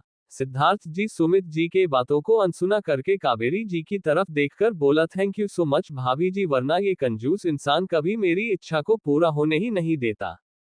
सिद्धार्थ जी की बातें सुनकर कावेरी जी बस स्माइल करती है। वाइन की बोतल खोलने के बाद सुमित जी पर्सनल क्लास में सर्व करते हैं। ग्लास पर ग्लास वाइन फिनिश करने के बाद सिद्धार्थ जी और बाकी सारे लोग टुन हो जाते हैं। सिद्धार्थ जी, सुमित जी, डेविड जी, पार्थ और राजीव जी को एक एक करके गाड़ी में बैठाकर अपने अपने घर भेज दिया जाता है। विशाल कावेरी जी के पास आकर बोला, हमें भी जाने की इजाजत दीजिए क्योंकि हमारी कोलकाता की फ्लाइट है, उसके बाद हमें आने वाले कॉन्फ्रेंस के लिए तैयारी भी करनी है। कावेरी जी स्माइल करके दोनों को बोली, अच्छे से जाना और जल्द से जल्द शादी की कार्ड हमें जरूर भेजना। ये सुनकर मारिया शर्मा जाती है। विशाल और मारिया भी अपने रूम में चले जाते हैं, बाकी बचे लोग भी घर के लिए निकल जाते हैं। थके होने की वजह से बच्चे आधे रास्ते में ही सो जाते हैं। घर आकर रिचर्ड और बॉडीगार्ड बच्चे को उनके कमरे में अच्छे से लेटाते हैं। रुबीना पानी से उनके फेस और हाथ पैर को पूछती है और रिचर्ड की मदद से धीरे धीरे कपड़ा चेंज करती है। दोनों तीनों के माथे पर किस करते हैं और धीरे से कमरे से निकल जाते हैं। अपने कमरे में आने के बाद रिचर्ड रुबीना के फेस पर थकावट साफ देख सकता था, इसलिए रुबीना के लिए घर में दूध लेने चला जाता है। रुबीना चेंज करके बाथरूम से निकलती है तो देखती है कि रूम में कोई नहीं है, तभी दरवाजा खुलने की आवाज आती है। रुबीना पीछे मुड़कर देखती है तो रिजेक्ट में दूध का गिलास होता है, जिसे देखकर रुबीना अपना मुंह बनाकर बोली, अभी मुझे दूध पीने का बिल्कुल भी मन नहीं है, इसलिए तुम ही पी लो। दोबारा की बात सुनकर रिचर्ड स्माइल करके उसके बगल में आकर बैठकर बोला, आज तुमने बहुत सारा काम किया है और तुम्हारा बहुत एनर्जी वेस्ट हुआ है, इसलिए जल्दी से दूध पी लो तो तुम्हें एनर्जी मिलेगी। रिचर्ड की बात सुनकर रुबीना प्यारा सा मुंह बनाकर बोली, Richard I don't like milk. Richard बेना के गाल पर किस करते हुए बोला, I know you don't like milk but you need. ये बोलकर रिचर्ड रुबीना के नाक को पकड़कर गिलास उसके होठों से लगाता है तो रुबीना को जबरदस्ती दूध फिनिश करना ही पड़ता है। दूध फिनिश करने के बाद रुबीना रिचर्ड को देखती और बिना कुछ बोले बिस्तर पर लेट जाती है। रिचर्ड रुबीना की हरकत देखकर स्माइल करके ग्लास टेबल पर रखकर बाथरूम चेंज करने के लिए चला जाता है। कुछ देर बाद रिचर्ड चेंज करके बाहर निकाल कर देखा कि रूबीना सो चुकी है। रिचर्ड रूबीना को अपनी बाहों में लेकर सो जाता है। सुबह के 5 बजे रिचर्ड का फोन रिंग करता है। फोन की रिंग से टीचर और रूबीना की नींद टूटती है। अपना फोन देखता है तो उस पर विशाल का नाम फ्लैश कर रहा होता है। रिचर्ड फोन की करता है तो दूसरी तरफ से विशाल के चिल्लाने की आवाज आती है। मिस्टर विलियम्स, आपने अच्छा नहीं किया, मैंने आपकी मॉम क्या ऑपरेशन कर दिया। आंटी आप बिल्कुल सही है, तो आपको क्या चाहिए जो आपने मारिया को फिर किडनैप कर लिया। विशाल की बातें सुनकर बिछड़ की नींद पूरी तरह खुल जाती है। रिचर्ड विशाल को बहुत ही शांत भाव से बोला, डॉक्टर खन्ना पहले बताए हुआ क्या। विशाल गुस्से में बोला, हम दोनों चेकिंग ही करने वाले थे तभी आपके लोग आकर मारिया को लेकर चले गए। डॉक्टर विशाल की बात सुनकर रिचर्ड बोला, ऐसी में आपको कुछ गलतफहमी हुई है, मैंने अपने लोगों को आपकी गर्लफ्रेंड या फिर आपको परेशान करने के लिए नहीं बोला है। रिचर्ड की बात सुनकर विशाल बोला, डॉक्टर विलियम्स, हम आपके सिवा यहाँ किसी को नहीं जानते और ये तो आपका ही तरीका हुआ, भी किसी को जबरदस्ती उठाकर अपना काम निकलवा लेते हैं, तो आपके सिवा किसने ये काम किया होगा। विशाल के ताने सुनकर रिचर्ड बोला, आप अभी स्टेबल माइंड में नहीं है, एक काम कीजिए, आप अरे होटल जाइए, थोड़ी देर आराम कीजिए जब तक मैं अपने लोगों को बोलता हूँ। क्या आपकी गर्लफ्रेंड का पता लगाए कि नहीं किसने किडनैप किया है। रिचर्ड की बात सुनकर विशाल इमोशनल होकर बोला, मिस्टर विलियम्स, मेरी लाइफ में मारिया के अलावा मेरा अपना कहने वाला कोई नहीं है, इसलिए मैं आपसे हाथ जोड़कर विनती करता हूं कि इस मारिया को सही सलामत वापस लेकर आइएगा। रिचर्ड विशाल की बात सुनकर बोला, डॉक्टर विशाल, मैं आपकी गर्लफ्रेंड को सही सलामत वापस ले आऊंगा। ये बोलकर रिचर्ड फोन रख देता है। रूबीना रिचर्ड को देखकर बोली, विशाल ने तुम्हें इतनी मॉर्निंग में क्यों कॉल किया। रिचर्ड रूबीना को देखकर बोला, डॉक्टर खन्ना की गर्लफ्रेंड को किसी ने किडनैप कर लिया है। ये सुनकर रूबीना चौंक जाती है। रूबीना रिचर्ड को बोली, मारिया को किसने किडनैप किया होगा। रिचर्ड इस बात का जवाब नहीं देकर रघु को कॉल लगाता है। रघु को कॉल लगाकर मारिया को जल्द से जल्द ढूंढने के लिए बोलता है। ओके बोलकर रघु मारिया को ढूंढने के लिए अपने आदमियों को लगा देता है। रूबीना को देखकर रिचर्ड बोला, वो मिल जाएगी, तुम टेंशन मत लो। रूबीना रिचर्ड के छाती पर सर रखकर बोली, मारिया को कुछ नहीं होना चाहिए क्योंकि वह हमारे मेहमान थे, अगर कुछ हुआ ये हमारी जिम्मेदारी होगी। रूबीना के पीठ सहलाते हुए बोला, तुम चिंता मत करो, उसे कुछ नहीं होगा।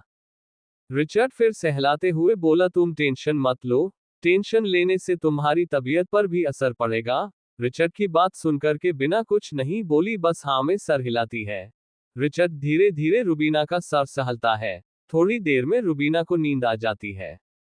करीबन 1 घंटे बाद रघु का कॉल आता है और रघु से बताता है कि मारिया को किसने किडनैप किया। नाम सुनते ही रिचर्ड को यकीन ही नहीं होता है, तो वह रघु को फिर से चेक करने के लिए बोलता है। रिचर्ड की बात मानकर रघु फिर से चेक करता है और रिचर्ड को सेम ही जवाब देता है। चैप्टर 179 अमेजन जंगल में फिकवा दूंगा। करीबन 1 घंटे बाद रघु का कॉल आता है और रघु से बताता है कि मारिया को किसने किडनैप किया। नाम सुनते ही रिचर्ड को यकीन ही नहीं होता है, तो वह रघु को फिर से चेक करने के लिए बोलता है। रिचर्ड की बात मानकर रघु फिर से चेक करता है और रिचर्ड को सेम ही जवाब देता है, जिसे सुनकर रिचर्ड 2 मिनट के लिए चुप हो जाता है। रिचर्ड रूबीना को आराम से बेड पर लिटाकर बालकनी में जाकर बोला, तो नजर सब कुछ गड़बड़ नहीं होना चाहिए, मैं बस पहुंच रहा हूं।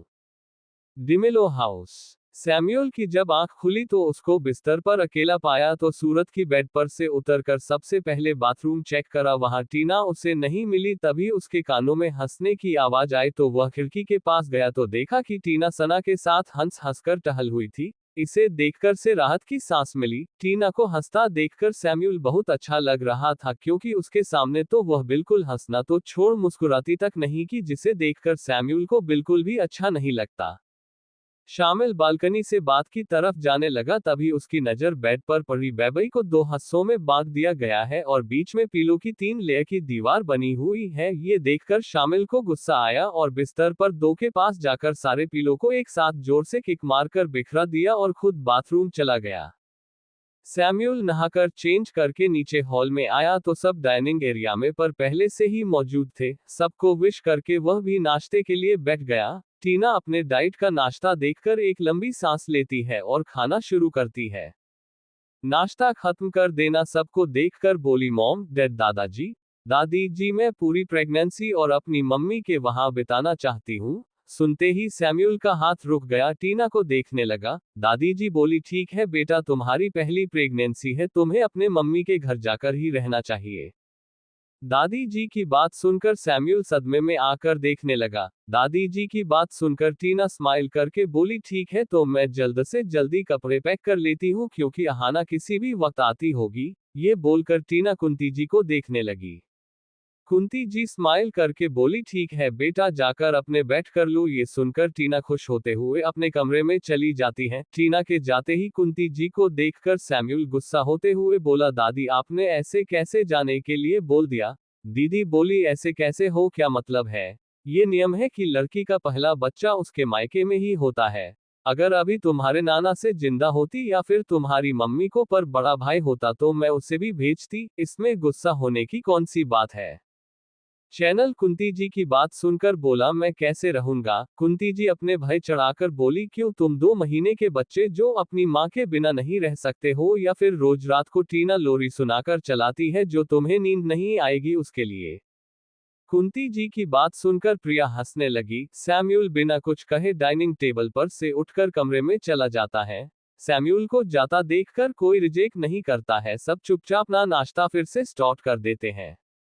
टीना कमरे में खुशी खुशी अपने कपड़े पैक कर रही होती है, भी सैम्यूल आकर उस बैग फेंक देता है। ये देखा टीना गुस्से में सैम्यूल को बोली, यह क्या बदतमीजी है, मुझे फिर से सारे कपड़े समेट कर बैग में रखने पड़ेंगे। ये बोलकर टीना झुककर बैग उठाने लगती है। सैम्यूल टीना का कंधा पकड़कर उसे उठाते हुए बोला, मुझे पता है कि ना तुम आजकल मुझसे नाराज हो, तुम मुझे बताओ मैंने क्या गलती है, मैं अपनी गलती सुधार लूंगा। और तुम्हें पता है मैं तुम्हारे बिना नहीं रह सकता, फिर भी तुम जाने की जिद कर रही हो। टीना ये सुनकर सैम्यूल को बोली, मैं तुमसे नाराज नहीं हूं, बस मुझे कुछ दिन का ब्रेक चाहिए। टीना की बात सुनकर से सैम्यूल बोला, तुम यहाँ कोई काम नहीं करती हो तो मैं आपको तो आराम ही कर रही हो। ये सुनकर टीना चिढ़कर बोली, मुझे ये कुछ ना करने से आराम चाहिए, मैं थक चुकी हूँ आराम कर करके। टीना आगे बोली, मैं अब खुद को पेशेंट लगने लगी हूँ, यहाँ तक कि मैं बाथरूम भी जाती हूँ तो तुम मुझे पकड़ कर ले जाते हो। पिछले 3 महीने से तुम ऑफिस तक नहीं, कल तुम्हारे मैनेजर का कॉल आया था कि तुम्हारा कितना काम पेंडिंग पड़ा है।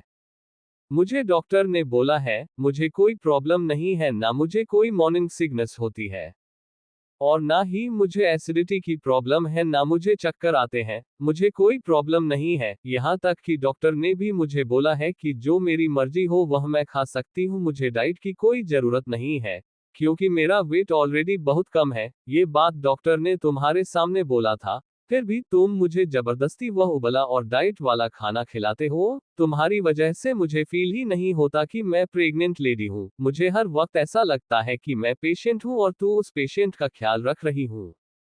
ये बोलते हुए टीना की आंखों में आंसू आने लगे। अपने आंसुओं को साफ करते हुए टीना बोली, अगर मुझे पता होता कि मेरे प्रेग्नेंट होने के बाद तुम इस तरह का बीएफ करते तो मैं कभी भी प्रेग्नेंट नहीं होती, मैं हमेशा प्रिकॉशन यूज करती। सैम्यूल की बातें सुनकर बोला, मैं तो ये सिर्फ तुम्हारे लिए ही कर रहा हूँ ताकि तुम और बेबी दोनों हेल्दी रहो। ये सुनकर टीना सूट के बैग को जोर से जमीन पर पटकते हुए बोली, मुझे नहीं रहना हेल्दी, मुझे सारे जंक फूड खाने, मुझे नॉर्मल इंडियन खाना खाना है जो हर घर में बनता है और हर गर्भवती महिला खाती है।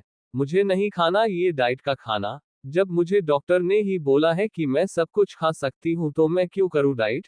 टीना सैम्यूल का हाथ पकड़कर मिरर के पास लेकर अपने फेस पर उंगली दिखाते हुए बोली, तुम्हें कहीं से दिखता है कि मैं मां बनने वाली हूं? तुम्हारा इस डाइट खाना की वजह से मेरा 2 किलो वजन कम हो गया है। मेरे फेस पर प्रेगनेंसी का ग्लो ही नहीं नजर आता है। मुझसे अच्छी तो माँ लगती है, रुबीना, श्रुति, शालिनी कितनी प्यारी लगती हैं। उनको देखकर लगता है कि वह प्रेग्नेंट है और मुझे देखकर लगता है कि मैं एक मरीज हूँ जिसे ख्याल उसका पति बहुत ही डेस्परेटली रखता है, जिस वजह से वह अपना काम, अपना बिजनेस सब कुछ छोड़ छाड़ के बैठा है। टीना आगे बोली, कसम से अगर मैं एक दिन भी और तुम्हारे साथ रही ना, मुझे नहीं पता कि मैं खुद के साथ करूंगी, पर इतना पता है कि मैं तुमसे डिवोर्स ले लूंगी। टीना की बात सुनकर सैम्यूल को अपने कानों पर यकीन ही नहीं आ रहा है। बस बुद्ध बना टीना की सारी बातें सुन रहा होगा। टीना आगे बोली, अगर तुम चाहते हो कि हम आगे एक साथ रहे तो मुझे जाने दो, नहीं तो मैं तुमसे डिवोर्स लेकर जिंदगी भर के लिए अलग हो जाऊंगी, क्योंकि तुम्हारी कैद से मैं थक चुकी हूँ। ये बोलकर टीना बैग उठाकर अपना सामान पैक करने लगती है। सैम्यूल वहां पर चुपचाप खड़ा होता है। टीना का जैसे ही सामान पैक किया होता है वैसे ही नौकर आकर बोला कि अहाना आ गई है, तो टीना अपना बैग लेकर नीचे हॉल में आ जाती है। टीना सबसे मिलने के बाद जैसे ही जाने लगती है तभी सैम्यूल की गुस्से भरी दहाड़ उसके कानों में सुनाई देती है। सैम्यूल जल्दी जल्दी सीढ़ी से उतरकर टीना के पास आया और उसका बैग लेकर गुस्से में बोला, मैंने तुम्हें इजाजत भी यहाँ से जाने के लिए, तुम अपना बैग उठाकर चल दी। मैं तो बस तुम्हारी प्यार कर रहा था, अगर तुम्हें ये सब पसंद नहीं आता था तो मुझे बताती। ये सुनकर टीना बोली, रोज तुम्हें इतनी बार समझ आती थी कि मुझे ये सब नहीं खाना, तुम्हारे कान में मेरी बात नहीं जाती थी, तो मैं क्या करूं। और मैं कौन सा विदेश जा रही हूं, मैं सिर्फ मम्मी के घर जा रही हूं जो यहाँ से 10 मिनट की दूरी पर है। टीना का साथ देते हुए अहाना बोली, टीना से तू बोले जब तुम्हारा मन हो तब तुम घर आ जाना। मैं पहली बार खाना बनने जा रही हूँ, मुझे भी तो अपने भांजा या भांजी के साथ वक्त बिताने का टाइम मिले। ये सुनते ही सैम्यूल अहाना को गुस्से भरी नजरों से देखकर बोलो, अगर तुम्हारे मुंह से एक और लफ्ज निकला तो मैं तुम्हें मरते दम तक इस घर की बहू नहीं बनने दूंगा। ये सुनते ही अहाना बोलने के लिए अपने होंठ खोलने वाली थी, उसे चुपचाप बंद कर लेती है। टीना सैम्यूल को गुस्सा होते देख बोली, मुझे मम्मी के घर जाना है, अगर तुम्हें मुझसे मिलना हो तो मिलने आ जाना। टीना की बात सुनकर सैम्यूल वहां पर खड़े नौकर को देखकर गुस्से में बोला, तुम्हारी आंखों में तकलीफ आ गई है, जो ये बैग यहाँ पर फेंका हुआ दिख रहा है और तुम उठाकर से कमरे में नहीं लेकर जा रहे हो। सैम्यूल की गुस्से भरी आवाज सुनकर नौकर सॉरी बोलते हुए तुरंत बैग उठाकर कमरे की तरफ बढ़ गया। नौकर को सामान ले जाता देखकर टीना सैम्यूल को बोली, तुम क्यों झूठ का ड्रामा क्रिएट कर रहे हो। सारी फैमिली पॉपकॉर्न के साथ टीना और सैम्यूल के बीच का झगड़ा एंजॉय कर रही थी। सना बार बार दोनों का झगड़ा में खत्म करने के लिए खड़ी होना चाहती है, पर कुंती जी आंखों से इशारा करते हुए चुपचाप बैठे रहने के लिए बोलती है। सैम्यूल सबके तरफ देखकर बोला, आप लोग तो कुछ बोलिए। तभी कुंती जी बोली, मियाँ बीवी के झगड़े में हम कौन होते बोलने वाले, और टीना का सही तो कहना, कुछ दिन वाक्य में रहेगी तो शरीर भी भर आएगा। अभी तो ऐसा लग रहा है जैसे मुरझाई हुई कली है। जब एक औरत माँ बनने वाली होती है तब उसके चेहरे पर अलग ही चमक होती है, पर तुम्हारी बीवी के चेहरे पर तो कुछ दिखता ही नहीं, उससे देखकर तो लगता ही नहीं कि वह माँ बनने वाली है। ये सुनकर सैनिक गुस्से में बोला, आप लोग से तो पूछना ही बेकार है। तभी कुंती जी जवाब नहीं बोली तो फिर पूछा ही क्यों। अहाना हिम्मत करके अपनी बहन का स्टैंड लेने के लिए फिर से अपना मुंह बोली। तभी सैम्यूल ने बोला, तुम्हारे जुबान से एक लफ्ज निकला तो मैं तुम्हें अमेजोन के जंगल में फिकवा दूंगा, फिर वहां रास्ता ढूंढते ढूंढते शादी के सपने बुनती रहना। ये सुनकर अहाना अपने होठों पर उंगली रखकर चुपचाप खड़ी हो जाती है। ये बोलकर सैम्यूल टीना का हाथ पकड़कर कमरे में लेकर चला जाता है।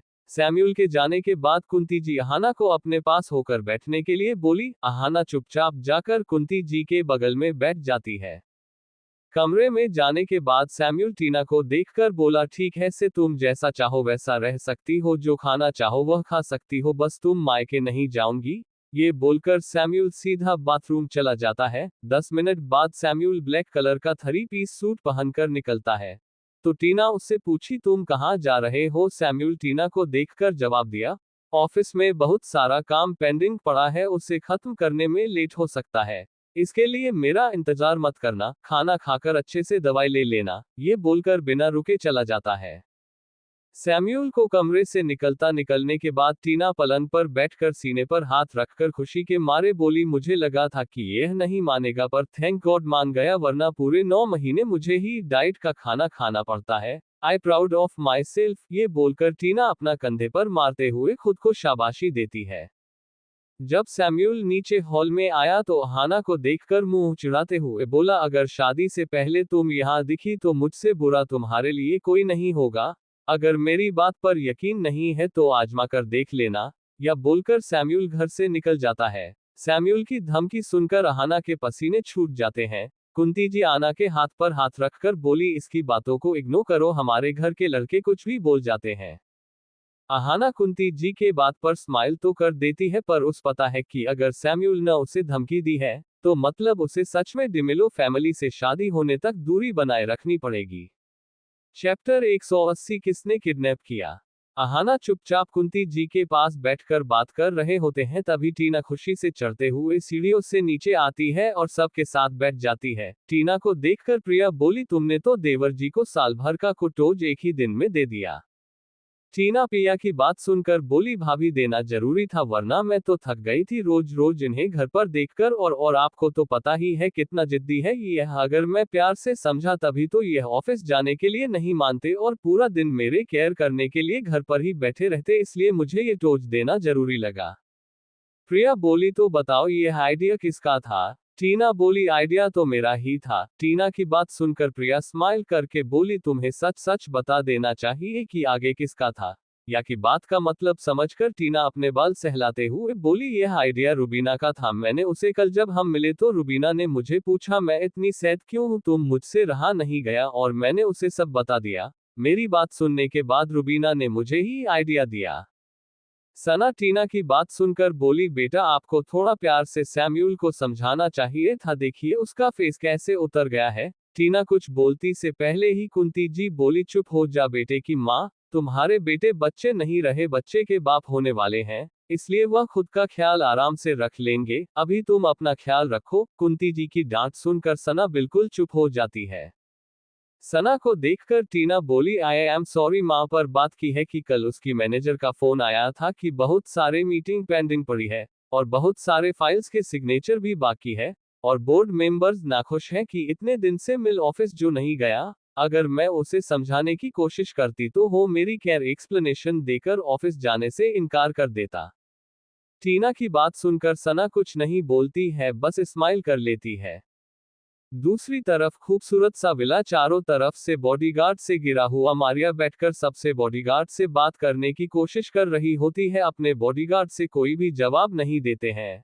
मारिया एक बार फिर हिम्मत करके बॉडीगार्ड्स बोलती है, प्लीज मुझे जाने, मैंने आपको कुछ भी नहीं बिगाड़ा है, कि मैं आपको जानती नहीं हूँ। विशाल मुझे लेकर बहुत परेशान हो रहा होगा, प्लीज आपके बॉस से बोले मुझे जाने दे, मैं उन्हें नहीं जानती हूँ। मारे इस तरह परेशान होता देखकर बॉडीगार्ड बोला, देखिए मैं माफ करना, परेशान होने से कुछ नहीं मिलेगी, हमें हमारे बॉस से इजाजत मिलेगी, हम आपको कहीं भी नहीं जाने दे सकते हैं। ये सुनकर मारिया गुस्सा होते हुए बोली, मैं आपके बॉस को नहीं जानती हूँ, ये कोई तरीका है किसी को जबरदस्ती किडनैप कर लेना कि आप अपने बॉस को बुलाया, मुझे उनसे बात करनी है। बॉडीगार्ड बोला, आप टेंशन मत लीजिए, हमारे बॉस को जब आना होगा वह आ जाएंगे। बॉडीगार्ड की बात सुनकर मारे आपको बहुत गुस्सा आता है, तो माया गुस्से में हो तो मुझे विशाल से बात करनी है, मुझे विशाल से बात करनी है, फोन लगा कर दो, नहीं तो मेरा फोन वापस करो। माया की बात सुनकर बॉडीगार्ड बोला, आई एम सॉरी मैम, हम आपको फोन नहीं दे सकते और ना ही आपको आपके फ्रेंड से बात करा सकते हैं। ये सुनकर मारी आपको बहुत ज्यादा गुस्सा आता है और वहां पर रखिए टेबल के फ्लावर वास को उठाकर जमीन पर पटक के बोली, मुझे विशाल से अभी के अभी बात करनी है, नहीं तो मैं। ये बोलकर मारे इधर उधर देखने लगा, तभी उसकी नजर महंगे बात पर जाती है और वह से उठाकर बोली, मैं इसे तोड़ दूंगी।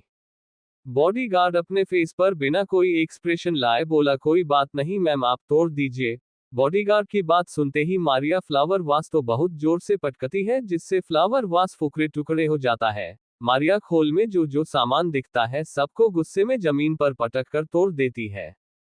कुछ ही देर में पूरा हॉल टुकड़ों से भरा होता है और मारिया गुस्से में छाती पर हाथ रखकर लंबी लंबी सांसें ले रही होती है। बॉडीगार्ड को इशारा करके सारे कचरे को हटाने के लिए बोलता है। मारिया थक हार कर सोफे पर बैठकर रोते हुए बोली, प्लीज मुझे जाने दीजिए, मैं आप लोगों को नहीं जानती हूँ, आप लोगों ने क्यों मुझे खेलना है, क्या है, प्लीज मुझे जाने दीजिए, मैंने आप लोगों कुछ नहीं बिगाड़ा है। मारिया की बात सुनकर बॉडीगार्ड्स बिल्कुल चुपचाप करे जैसे उनके कानों में उसकी आवाज भी नहीं गई। बॉडीगार्ड कोहिनूर करता देख मारिया समझ गई कि वह लोग उसकी कोई मदद नहीं करेंगे, इसलिए मारिया चुपचाप सोफे का टेक लगाकर आंख बंद कर लेते हैं। विला के दूसरे हिस्से में बैठे दो लोग मारिया की सारी हरकतें देख रहे होते हैं, उनमें से एक बोला, यह वह नहीं है? बूढ़ा आदमी मारिया को एकटक देखकर बोला, नहीं यह वही है, तुमने इसके गले में वह चेन नहीं देखा जो मैंने इसकी माँ को अपने पसंद से बनवा कर दिया था, और इसे भी नॉनवेज से एलर्जी है। दूसरा आदमी बोला, यह कोइंसिडेंस भी हो सकता है, कुछ जरूरी नहीं कि यह नंदिनी की बेटी हो। बूढ़ा आदमी जिद करते हुए बोला, नहीं ये नंदिनी की बेटी है, मेरा दिल बोल रहा है कि यह नंदिनी की बेटी है। बूढ़े आदमी का बेटा आगे बोलने ही वाला होता है, तभी डॉक्टर कमरे में आता है और बूढ़े आदमी के सामने झुककर बोला, क्या मैं उनका ब्लड सैंपल ले सकता हूँ, क्योंकि डीएनए टेस्ट के लिए ब्लड सैंपल या फिर है सैंपल बहुत ही ज्यादा जरूरी है। बूढ़ा आदमी डॉक्टर को देखकर बोला, डीएनए टेस्ट का रिजल्ट आने में कितना टाइम लगेगा? डॉक्टर बोला, 1 दिन लगेगा। डॉक्टर की बात सुनकर बुरा आदमी बोला, तुम्हारे पास सिर्फ 5 घंटे, मुझे 5 घंटे में डीएनए टेस्ट का रिजल्ट चाहिए, नहीं तो मैंने सिर्फ अंडरवर्ल्ड छोड़ा है, बंदूक चलाना नहीं भूले हूँ। ये सुनकर डॉक्टर के माथे पर पसीना आ जाता है और जी सर बोलकर वह तुरंत विला के दूसरे हिस्से की तरफ निकल जाता है। डॉक्टर जब विला में पहुंचा और मास्क पहनकर मारिया के पास गया, जो अभी आंख बंद करके खुद को शांत करने की कोशिश कर रही थी, अचानक किसी आदमी प्रेजेंट महसूस करके ही तुरंत ही आंख खोली तो देखी तो सामने एक आदमी व्हाइट कोट पहने खड़ा है, उसके हाथ में एक ब्रीफकेस है। मारिया डरते हुए डॉक्टर की तरफ देखकर बोली, तुम कौन हो और मुझसे क्या काम है? बिना कुछ जवाब दिए मारिया का हाथ पकड़कर नस खोजने लगता है। मारिया डॉक्टर की हरकत समझते हुए तो रहती अपना हाथ छुड़ाने की कोशिश करती है, पर डॉक्टर की पकड़ मजबूत होने की वजह से मारी अपना हाथ डॉक्टर के यहां से छुड़ा नहीं पाती है। नस मिलने के बाद डॉक्टर सिरिंज निकालकर जैसे ही मारिया के ब्लड सैंपल लेने लगता है, इतने में ही मारिया खुद को छुड़ाने के लिए मारिया स्ट्रगल करने लगती है। तभी डॉक्टर बॉडीगार्ड को देखकर हमारे को पकड़ने का इशारा करता है। तभी बॉडीगार्ड मारिया को बहुत कसकर पकड़ता है, फिर भी मारिया खुद को सोने की कोशिश करती है। कभी डॉक्टर बहुत ही शांत भाव से बोला, देखिए मैडम, अगर आप इतना स्ट्रगल करेंगे तो तकलीफ आपको ही होगी, मुझे सिर्फ आपका ब्लड सैंपल लेना है, इसलिए आप कोऑपरेट करिए वरना मुझे जबरदस्ती करना पड़ेगा।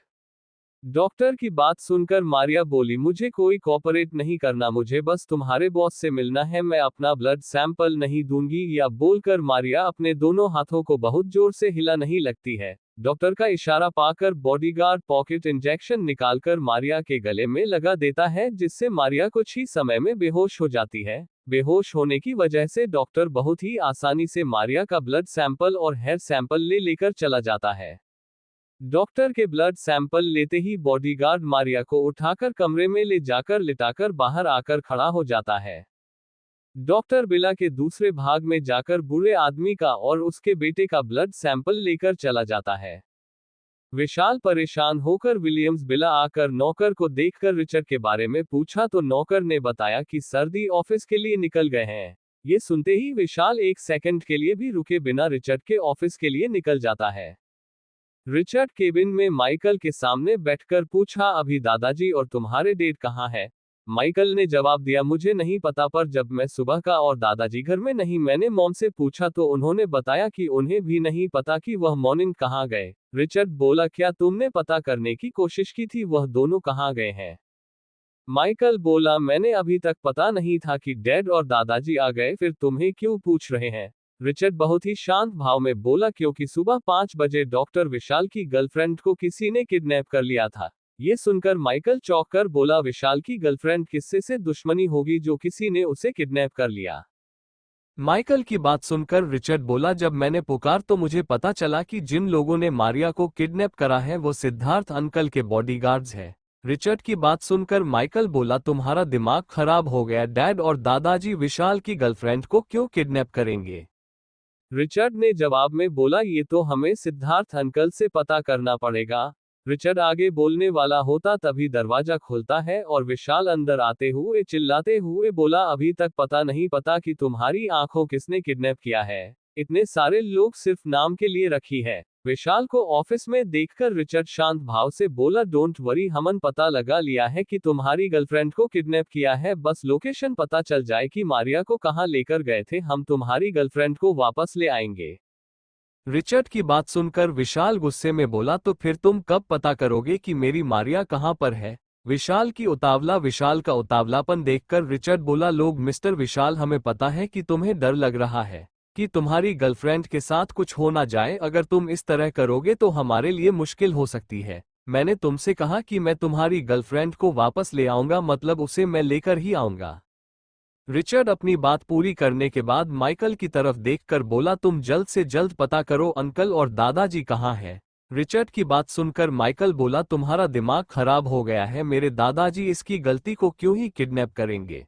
माइकल की बात सुनकर रिचर्ड ने सिर्फ इतना बोला, मैंने जितना बोला है बस उतना काम करो, बाकी बात तुम बाद में पता कर लेना। ठीक है बोलकर माइकल लो मैं केविन से निकल जाता है। विशाल वहीं पर चुपचाप खड़ा रहता है। माइकल के जाते ही विशाल रिचर्ड की तरफ देखकर बोला, तुम्हारा क्या मतलब है? इसके दादाजी मेरी गर्लफ्रेंड को क्यों किडनैप करा? विशाल की बात सुनकर रिचर्ड ने बोला, लुक मिस्टर विशाल, मुझे नहीं पता, कुछ वक्त दो, माइकल पता करके हमें बताएगा कि वह लोग कहाँ हैं, उसके बाद ही सारे सवाल के जवाब मिलेंगे। रिचर्ड की बात सुनकर विशाल चुपचाप सोफे पर बैठ जाता है। माइकल करीबन 10 मिनट बाद रिचर्ड के केबिन में आकर बोला, दादाजी और डैड विला के दूसरे एरिया में है। ये सुनते ही रिचर्ड खड़ा हुआ और उसके साथ आने के लिए बोला। विशाल भी माइकल और रिचर्ड के साथ के लिए निकल जाता है। स्टोरी कैसी लगी कमेंट करें। आप लोग कमेंट नहीं करते हैं, थैंक्स।